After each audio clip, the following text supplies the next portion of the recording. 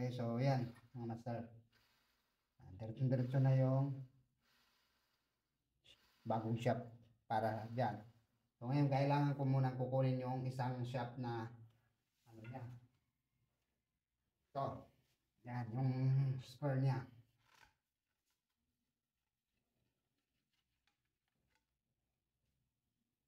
Tingnan naman natin itong luma niyang shop. Kasi di pa ito na-align eh.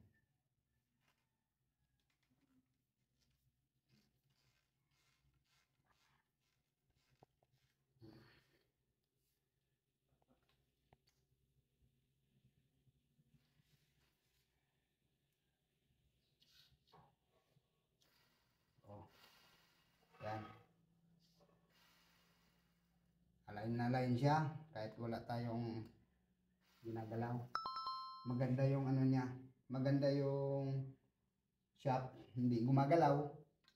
At saka natsatsambahan lang natin doon sa joint pin niya. Kasi minsan pagka maglagay tayo tulad nito, spur niya na galing sa mace. So basta hindi lang nakayasan tong parte na to at saka hindi gumagalaw yung shaft mismo. So ito yung nagiging resulta niya. Okay? Kumbaga napakalaking